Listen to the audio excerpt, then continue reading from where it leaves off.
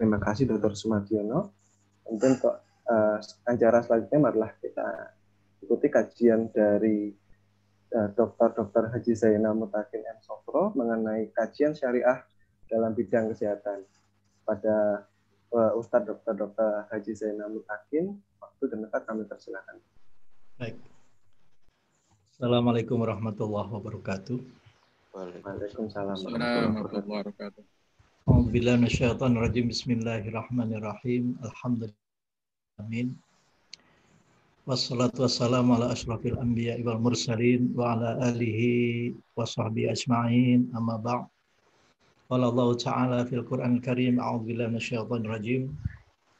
Wallahu akhrajakum min butuni ummahatikum la ta'lamuna syai'a. Wa ja'ala lakumus sam'a wal absara wal af'idah lalakum tashkurun. Shadaqallahu adzim. Teman-teman sejawat yang kami hormati dan kami banggakan, bahwa dalam suasana COVID semacam ini, musculus stapedius kita betul-betul difungsikan dengan baik untuk mendengarkan kalimah-kalimah thayyibah, untuk mendengarkan mau'izah hasanah. Ini sesuatu yang luar biasa dan pasti Allah akan membalasi dengan balasan yang baik dan lebih banyak lagi. Menarik sekali dengan tema yang sangat luas dan lebar. Bagaimana hubungan antara syariah dan kesehatan ini. Kami sudah dapat bisik-bisik dari Dr. Bambang ini. Tolong ilmu fa'alnya itu ya. Sorof fa'ala yaf'ul fa'alan. Wa maf'alan fahuwa fa'ilun. Wadhaka maf'ulun. Jadi kami pernah mendapat buku untuk mengingatkan masa kecil kami dulu yang belajar fa'al, tapi bukan ilmu fa'al, tetapi tasrifan. Jadi dalam kajian kali ini mohon izin, tentunya kami akan menyampaikan profesi Bapak Ibu sekalian. Ya, khususnya yang berkaitan dengan wandering nerve atau saraf vagus. Ya. Tadi sudah disinggung-singgung masalah apa yang keluar dari perut lebah itu menyehatkan, madu. Ya. Di samping itu juga tadi ayat menyinggung-nyinggung masalah penuaan juga, yang mirip-mirip di dalam surat Al-Hajj ayat 5. Wa minkum mayyuraddu ila ardhalil umur likaila ya'lama min ba'di ilmin syai'a. Ya. Jadi siapapun yang akan dipanjangkan usianya, itu ya ilmu yang pernah kita dapat itu lepas lagi.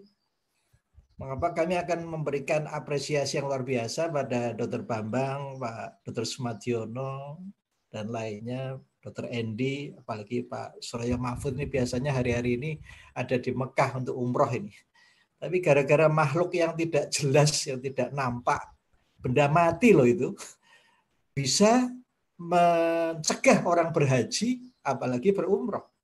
Seperti tahun ini biasanya saya juga berhaji, tapi karena virus tadi, kami batalkan untuk pergi haji. Jadi teman sejawat yang kami muliakan, sungguh kami senang sekali bertemu dengan teman-teman sejawat ini ya. Seperti Dr. Endi ini kok kelihatannya kok enggak pernah tua ini ya. Padahal ayatnya jelas loh ya. Bertambah ini, tapi yang paling penting bahwa kita senantiasa bersemangat untuk menuntut ilmu. Ya. Jangankan harta, ilmu saja akan diambil kembali. Subhanallah. Coba kita lihat dalam surat Asy-Syura, ya, ini kan bulan Syura itu. Ayatnya ayat 36. Fama utitu min syai' famata'ul hayatid dunya. Apa-apa yang Bapak Ibu peroleh itu, ya, itu nanti sebatas hanya sekedar kenikmatan yang sifatnya sementara. Mata' itu artinya apa? Mau dipakai silakan, tidak ya tidak dipakai ya silakan. Ya misalnya sendok, garpu itu ya mata. Ya, mau dipakai monggo, tidak monggo. Itulah kehidupan dunia. Ya. Famada'ul hayati dunya wa ma indallahi khairun wa abqa. Tetapi ingat, apa-apa yang di sisi Allah itu jauh lebih kekal. Ya, lebih awet, ya, dan lebih baik tentunya. Nah, sekali lagi marilah kita semangati forum ini, mudah-mudahan langgeng nanti ya. Walaupun nanti satu persatu juga akan mengundurkan diri karena ketentuan Allah ya.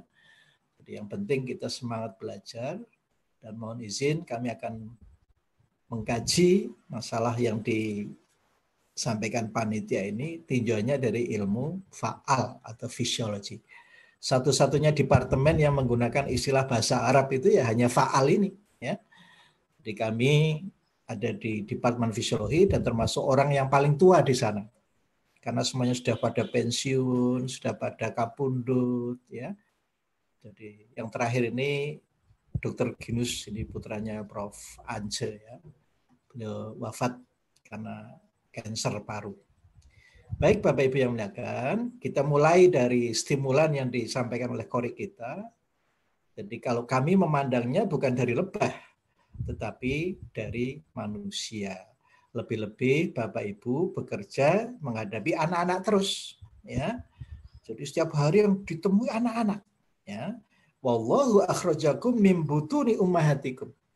Ini ada dalam surat An-Nahl ayat 78, ya.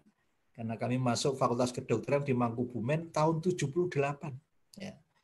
Jadi adik kelasnya Prof. Suroyo, Pak Suroyo dulu waktu beliau jadi residen, saya yang membantu merekamkan EKG. Karena beliau tahu saya dari faal, ya saya bacakan ini EKG-nya gelombang P, Q, R, ST itu artinya apa. Beliau sampai gumun, kok sampai ngerti ya asisten faal kok nggih. Nah, baik, jadi wallahu akhrajakum mim butuni ummahatikum. Jadi ketika kita semua ini terlahir dari perut ibu kita masing-masing. Jadi kalau madu tadi dari perut lebah. Jadi dalam An-Nahl ayat 78, ini dokter anak-anak ini harus menguasai betul ini surat An-Nahl 78 ini ya. Dan surat Al-Hajj ayat 5 ditambah Al-Hadid ayat 20 dan 21. Ini kalau dokter ahli anak ini pegang teguh ayat ini sudah Masya Allah luar biasa. Nanti seperti dokter Suroyo itu umroh terus itu ya. Suasana hatinya itu cementel ke Ka'bah terusnya.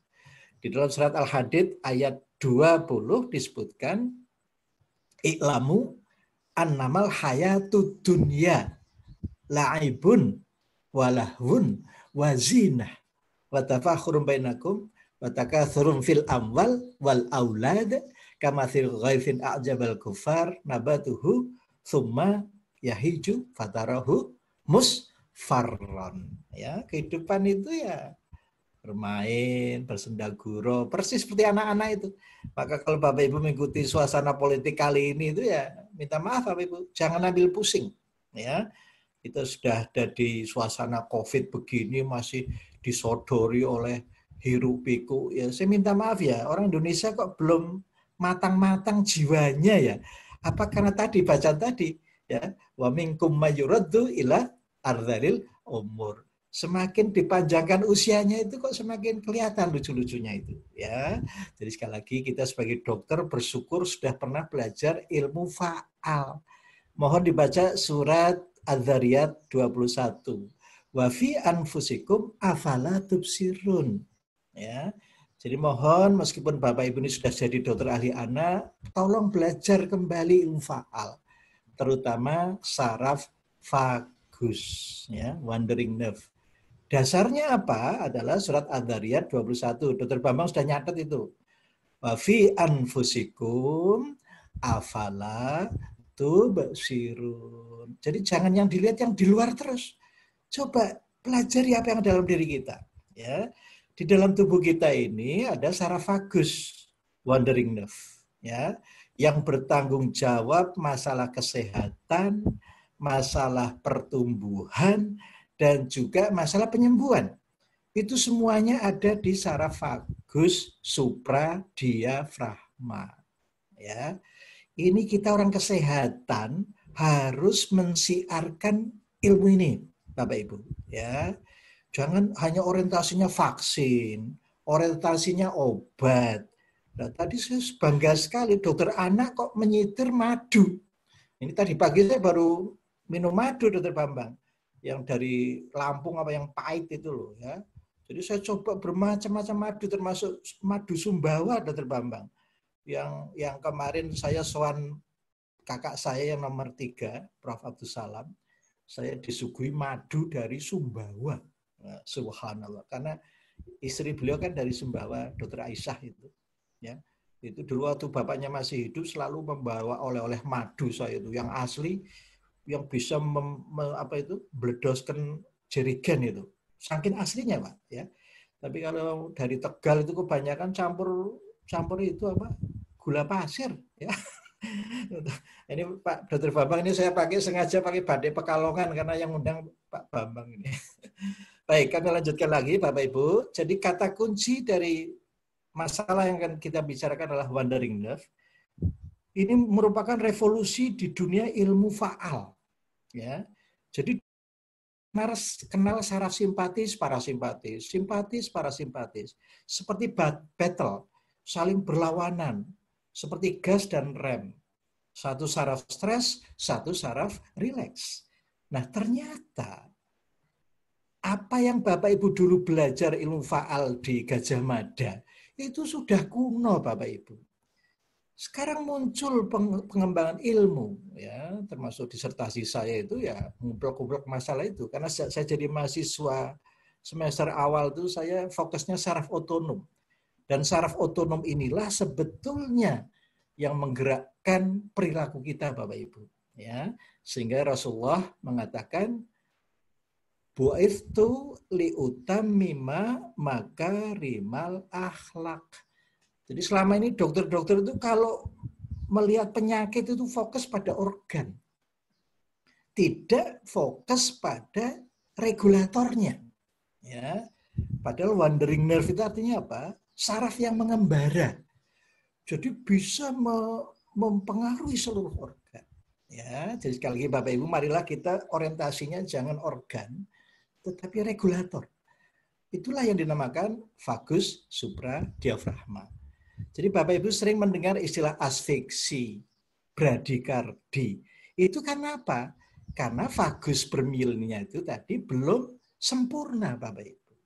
Jadi mielinisasinya itu belum terjadi dengan baik, belum tumbuh dengan baik, sehingga bayi lahir yang preterm loh Bapak Ibu, itu tiba-tiba kok bradikardi, tiba-tiba kok asfiksi.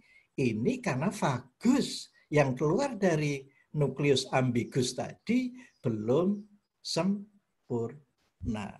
Ya, inilah perlunya Bapak Ibu kita membagi saraf vagus itu ada yang supradiafragmatik, ada yang subdiafragmatik. Yang subdiafragmatik ini bagiannya Dr. Andy, khusus bagian pencernaan, ya. Tapi nanti kalau yang supradiafragmatik ini bagian Dr. Naning, ya, nanti yang bagian respirasi. Jadi sekali lagi Bapak Ibu yang melakukan, marilah kita fokus pada vagus yang di atas diafragma, dia yang berfungsi meregulasi keseimbangan saraf otonom. Ya. Ini Dr. Bambang, saya buka dari sini, karena gerakan-gerakan sholat, itu semuanya adalah upaya untuk memanipulasi vagus ini. Ya. Begitu juga, tidak ada pembicaraan yang lebih bagus kecuali membaca Al-Quran. Kenapa? Intinya manusia itu adalah vokalisasi, komunikasi. Bayangkan Dr. Bambang, kita tidak bisa face to face, tapi dengan media elektronik kita coba.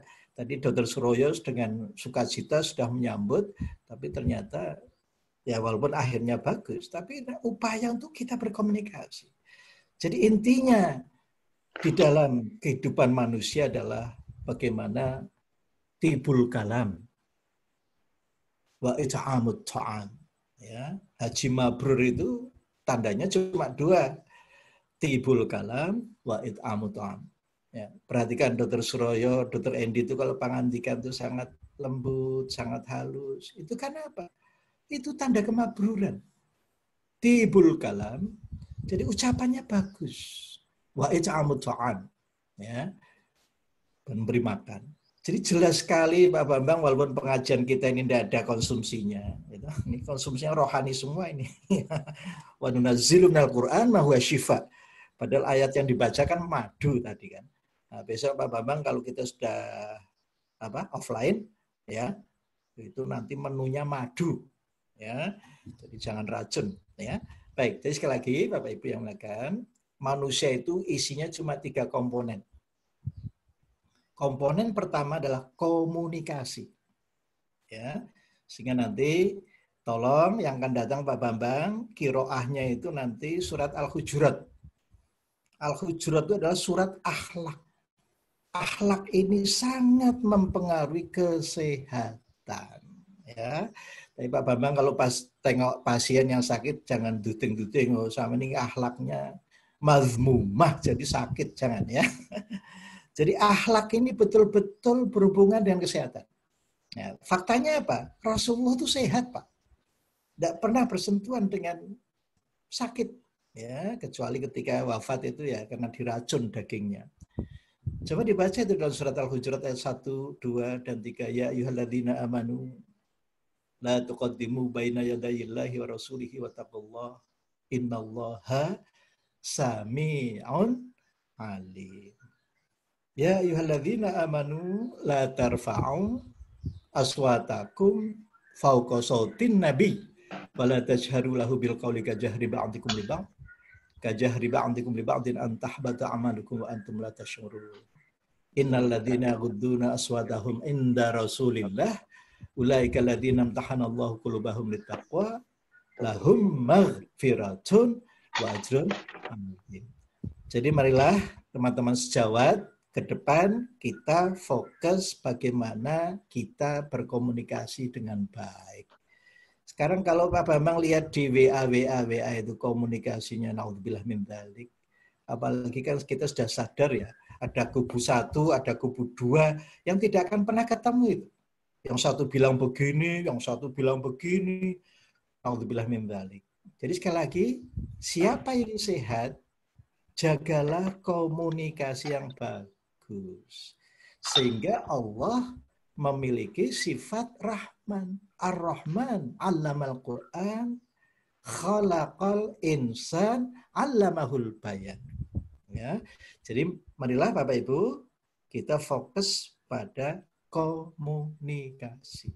Duribat 'alaihimudz dzillatu ainama thuqifu illa bihablim minallah wa hablim minan nas. Ya.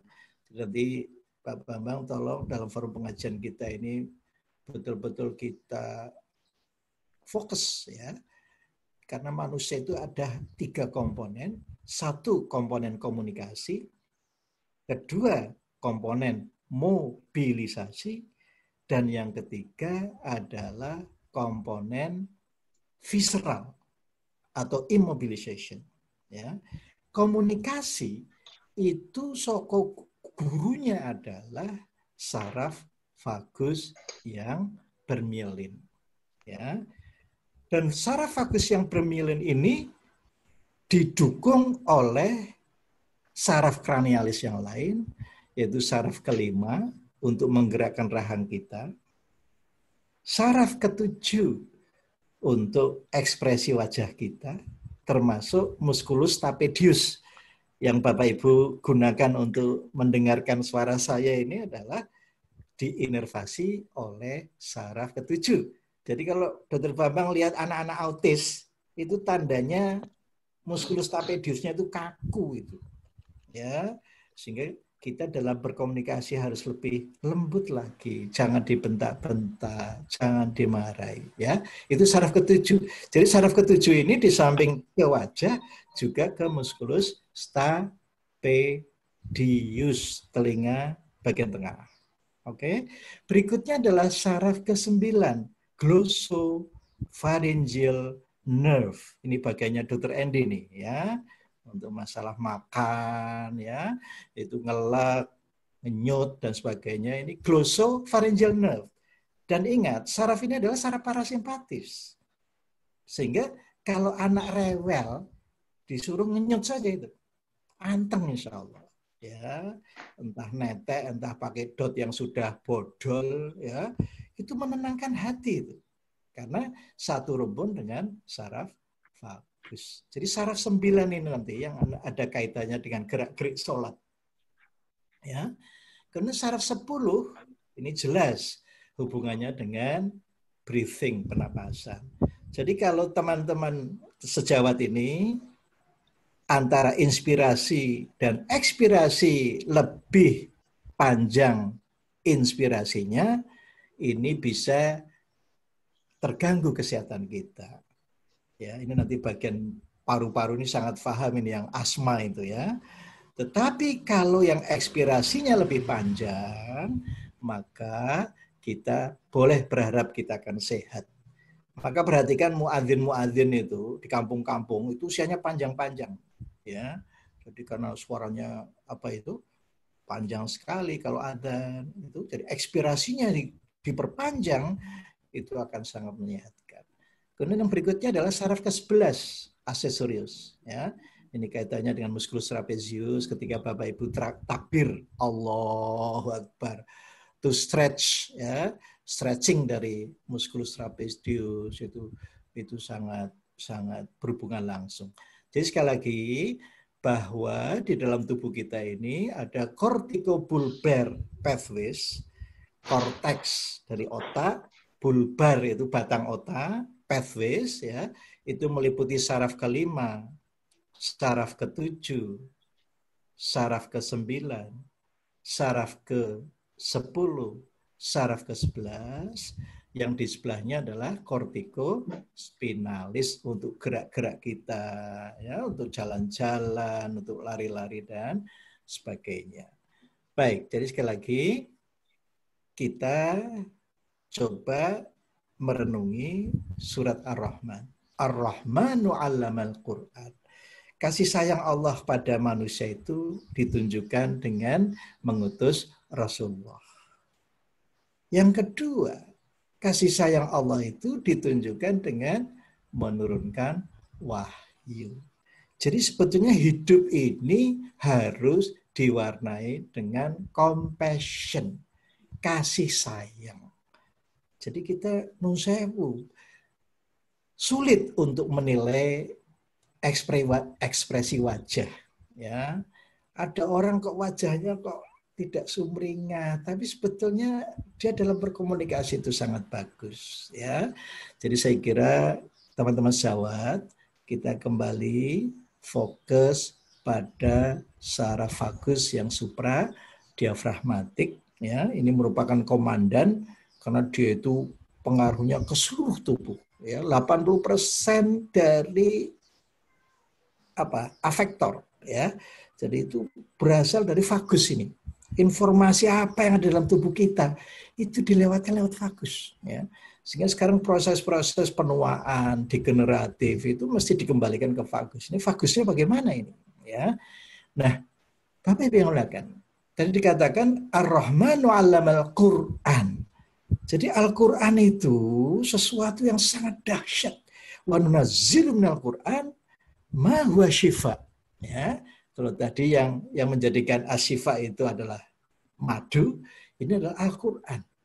Bayangkan teman-teman sahabat, ketika kita membaca Al-Quran, ya, dengan mahraj yang bagus, dengan tajwid yang bagus, itu dampaknya langsung pada faham. Ya. Kenapa demikian? Ketika kita membaca Al-Quran, itu pasti menggerakkan rahang kita. Ya. Rahang bergerak, pita suara bergerak. Nah, kalau rahang tadi saraf ke-5. Pita suara ya itu digerakkan oleh glossopharyngeal nerve. Kemudian nafas itu saraf ke-10. Jadi sebetulnya kata kunci kesehatan itu hanya ada 3. Vocalization, breathing, dan yang ketiga adalah posture. Ya, Ini semuanya nanti akan kita gali dari corticobulbar pathways. Ya, jadi JARAS, ya minta maaf ya, ini kalau sudah jadi dokter ahli anak, kalau saya bicara begini sudah tidak pusing lagi. Kalau masih S1 saya kira pusing. Ya, corticobulbar itu yang saraf-saraf yang dari korteks yang menuju ke batang otak. Tadi kami sudah sebutkan saraf kelima. Saraf ketujuh. Saraf ketujuh ingat ada dua, ke wajah dan ke musculus stapedius. Ya. Yang ketiga adalah saraf ke-9, glossopharyngeal nerve. Saraf ke-9 ini Bapak Ibu kalau ingat, dulu pernah praktikum faal, berbaring, zamannya Dr. Sarif, kemudian berdiri, ya. Ini saya penasaran waktu praktikumnya Dr. Sarif itu kok tidak ada solusi. Terus saya pergi ke Austria untuk mencari jawab. Ya. Ternyata Bapak Ibu yang melakukan, saraf ke-9 ini yang berhubungan langsung dengan gerak-gerik Bapak Ibu ketika sholat. Rukuk, sujud, itu adalah suatu gerak-gerik yang akan senantiasa membangun komunikasi antara baroreseptor dengan batang otak atau nukleus ambigus, ya, sehingga saraf vagus yang berhubungan dengan health, growth, and recuperation atau resolution akan aktif. Ya, jadi sekali lagi Bapak Ibu yang melakukan 3 hal yang bisa kita amalkan dalam kehidupan sehari-hari. Vocalization, dengan membaca Al-Quran, ya, ini tadi bagus sekali bacaannya, ya, apalagi isinya luar biasa. Jadi dengan menggerak-gerakkan rahang, ya, menggetarkan pita suara, pernapasan, itu nanti akan mengaktifkan vagus yang bermilin. Ya, vagus yang bermilin itu yang di atas diafragma. Jadi semua gerak-gerik kita itu harus ditujukan kepada vagus yang bermilin ini. Mulai dari syahadat, asyhadu an la ilaha illallah. Ini sudah mengaktifkan vagus tadi. Yang kedua sholat. Ya, takbir kita, Allahu Akbar. Itu sudah mengaktifkan saraf ke-11.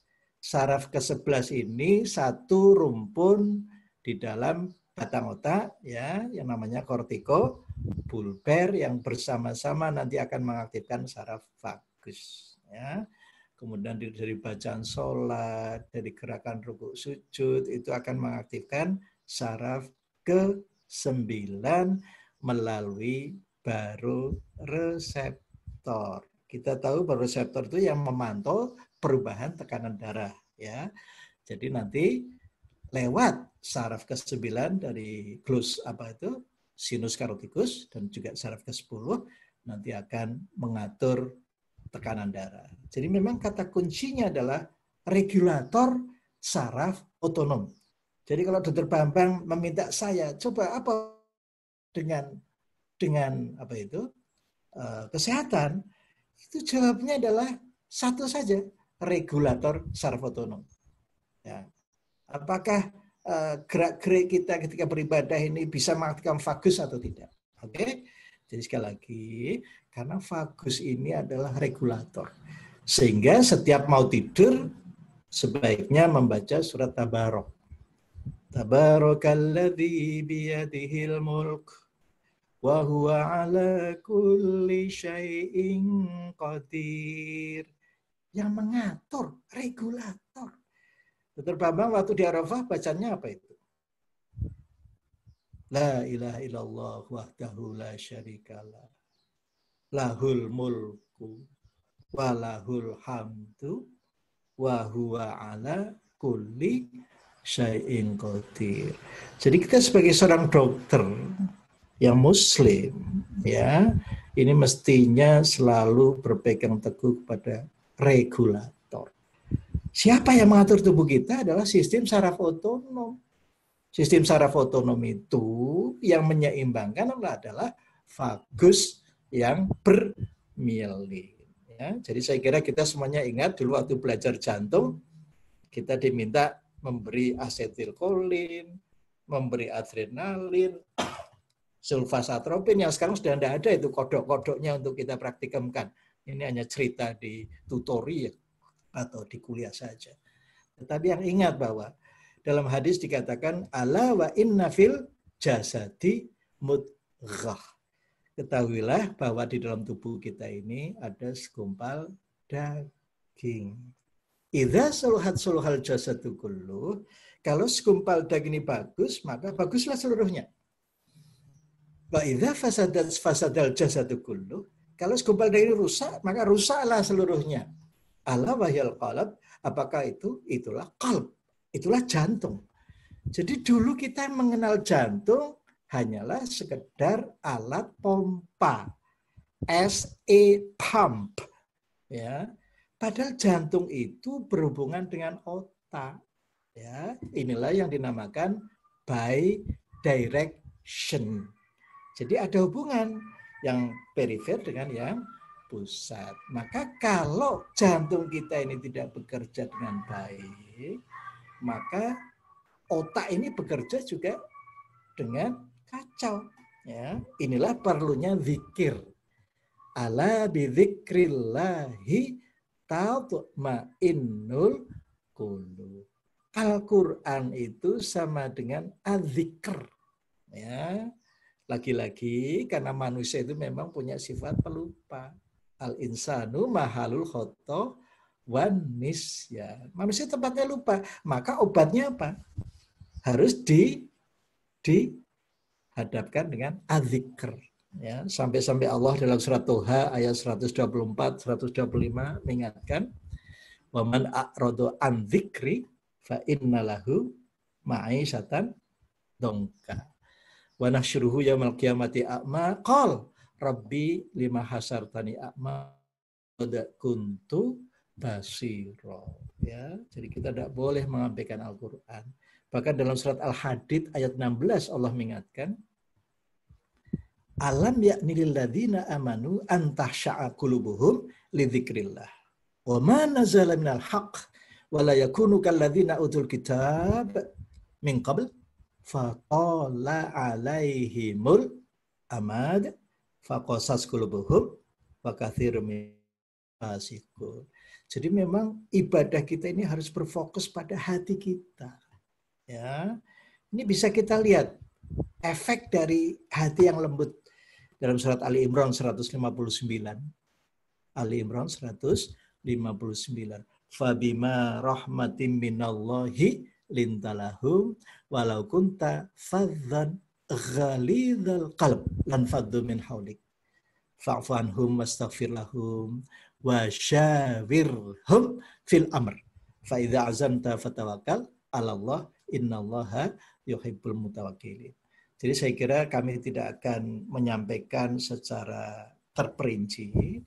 Jadi karena temanya ini umum, maka kami dalam menyampaikan itu juga secara umum. Karena pendengarnya ini seorang ahli-ahli semua, apalagi konsultan ya. Ini saya kira cepat sekali menangkap. Ya, jadi esensinya apa? Pertama, bahwa manusia itu dibagi tiga bagian. Satu untuk komunikasi, itu adalah saraf vagus yang bermilin atau supradiafragma vagus yang keluar dari nukleus ambigus. Yang kedua adalah untuk mobilization. Ya, kalau work from home ini kita jadi immobilization nantinya ya. Jadi itu saraf simpatis, fight or flight. Yang ini kalau Pak Bambang lihat di WA itu YouTube isinya fight or flight ya. Dan yang terakhir adalah viscera atau immobilization, itu adalah vagus yang tidak bermilin. Jadi sebenarnya sistem saraf otonom ini berkembang secara evolusioner. Ya, jadi dulu kita hanya kenal saraf simpatis dan parasimpatis, sekarang kita kenal secara hierarki. Bukan yang pertama adalah vagus yang tidak bermilin untuk wilayah GI tract ya, ini Pak Dr. Andy yang di bawah diafragma itu yang tidak bermilin. Bayangkan kalau bermilin itu nanti diare terus itu ya. Tidak bermilin aja ada IBS kok ya, irritable bowel syndrome ya. Jadi tidak bermilin. Kemudian di atasnya saraf simpatis, itu untuk fight or flight. Nah, keduanya itu dikendalikan oleh vagus yang bermilin, yang juga parasimpatis. Sehingga sistem parasimpatis itu sebetulnya, atau vagus itu hanya dibagi dua. Ada yang bermilin, itu yang supradiafragma. Jadi semua ibadah-ibadah kita ini adalah wilayah dari supradiafragmatik. Ya. Jadi kalau sholat kita kok masih kesana kemari, masih mikir pasien, masih mikir obat dan sebagainya, itu artinya saraf vagusnya tidak berfungsi optimal itu. Ya, jadi orang yang sholatnya khusyuk itu karena vagus bermilinnya itu bagus kerjanya. Coba kita lihat, wasta'inu bisobri wasola. Orang yang sabar itu pasti vagusnya bagus. Lalu melakukan sholat supaya dilatih terus. Jadi gerakan-gerakan sholat itu sebenarnya untuk memperbaiki fungsi vagus yang bermilin. Jadi masalah-masalah urusan spiritual adalah urusan vagus yang bermilin. Tapi masalah defense itu adalah masalah saraf simpatis dan vagus yang tidak bermilin. Sampai jam berapa ini Pak Bambang saya harus berbicara? Ini untuk 2 SKS ini. Masih bisa dilanjut Pak Bambang? Itu belum ya? Enggak. Masih berapa menit lagi? Masih ada 15 menit dokter, izin dok. Subhanallah. Terima kasih. Ini kuliah 2 semester Dr. Bambang ya. Baik, kita lanjutkan lagi. Jadi supaya kita mempunyai persamaan persepsi yang jelas gitu loh. Kita orang-orang kesehatan itu sebetulnya apa yang kita lakukan, entah dengan cara obat, infus, dan sebagainya, itu adalah untuk mengembalikan fungsi vagus yang bermilin. Maka di dalam komunikasi kita dengan pasien, dengan orang tua pasien, itu ada komunikasi yang dinamakan komunikasi diedik. Jadi ketemunya vagus dan vagus. Jadi Dr. Bambang dulu waktu saya masih jadi dokter, pasien-pasien saya masih balita itu tidak ada yang takut sama sekali dengan saya itu. Dia itu malah mendekati saya, melihat saya membuat resep. Bahkan ketika usia 30 tahun masih ada yang silaturahmi ke rumah saya itu Pak Bambang. Jadi artinya apa? Dalam berkomunikasi itu kita aktifkan vagus kita. Jadi komunikasi adalah komunikasi diedik. Ya. Jadi vagus ketemu vagus. Sehingga nanti suasana proses penyembuhan itu cepat sekali terjadi. Ya. Jadi jangan sampai pasien itu diliputi oleh suasana ketakutan, ya. Jadi ini ya yang harus kita perhatikan. Baik, kita lanjutkan lagi. Jadi fokus kita pada supradiafragmatic vagus, ya.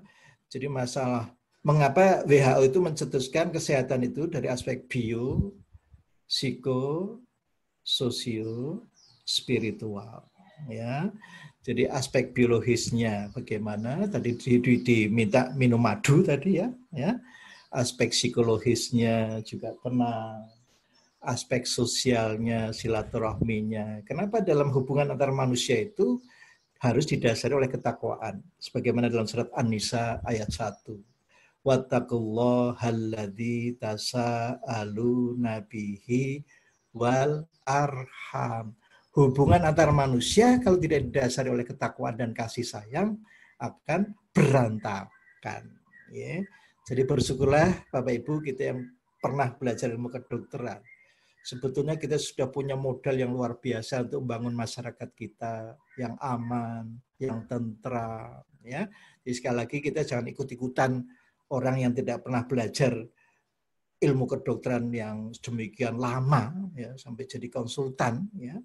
Jadi kita bisa menjadikan apa ya, di barangkali Bapak Ibu ya agak aneh juga ini yang diundang hari ini kok Pak Zainal dari Faal ya. Jadi memang apa ya, dalam surat Fussilat ayat 53 sangat jelas. Sanurihim ayatina fil afaq wa fi anfusihim hatta yatabayyana lahum annahul haq. Awalam yakfi birabbika annahu ala kulli syai'in syahid. Jadi sekali lagi Allah akan perlihatkan tanda-tanda kekuasaannya di segala penjuru, termasuk dalam diri manusia, hatta yatabayyana lahum annahul haq, sehingga semakin bertambah yakin bahwa Al-Quran yang benar.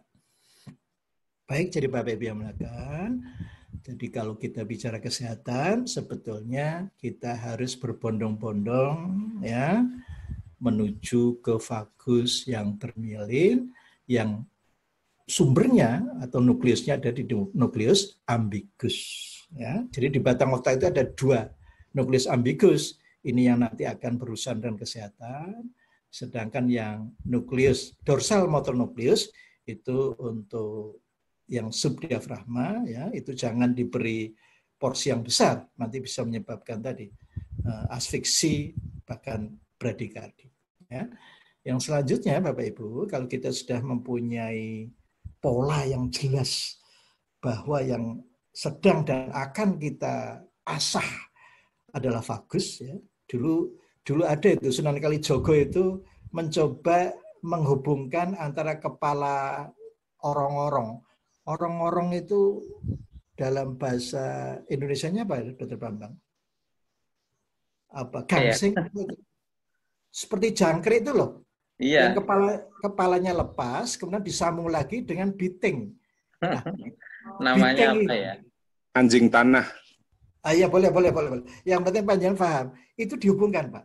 Nah, jadi sebetulnya antara our heart, ya, our head and heart itu harus nyambung, Pak.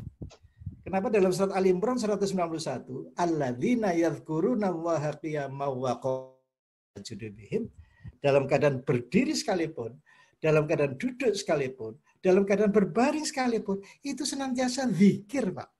Ya. Kemudian baru orang itu kalau hatinya tenang baru bisa mikir. Wa yatafakkaruna fi khalqis samawati wal ard. Rabbana ma khalaqta hadza batilan subhanak faqina adzabannar, ya. Jadi saya kira inilah Pak Bambang, kami sudah belajar fisiologi 40 tahun ya. Sampai ke negara Austria, oleh-olehnya itu ya kalau dibundeli ya ini tadi. Oh ternyata manusia itu hanya ada 3 kok isinya. Jadi komunikasi, yang kedua mobilisasi, yang ketiga visceral, ya, atau immobilization. Nah sekarang dulu Bapak Ibu belajar fisiologi hanya simpatis parasimpatis, sekarang sudah ada ilmu yang baru bahwa simpatis dan parasimpatis itu yang menyeimbangkan adalah vagus yang bermyelin yang sering dijumpai Bapak Ibu di klinik ketika bayi preterm tiba-tiba asfiksi dan bradikardi karena myelinisasi belum terbentuk sempurna. Jadi sekali lagi kita diciptakan Allah wa ma khalaqtul jinna wal insa illa liya'budun. Kenapa sekarang orang itu berbondong-bondong belajar pernapasan, ya, meditasi dan sebagainya, itu sebetulnya larinya ke vagus semua itu. Saya kira itu saja, Pak. Ini moderatornya Pak Bambang atau Pak Adi? Dr. Bambang mungkin, Dokter. Oh, iya. Saya kembalikan ke Dr. Bambang, silakan. Ini hanya sekedar pancingan-pancingan aja. Monggo.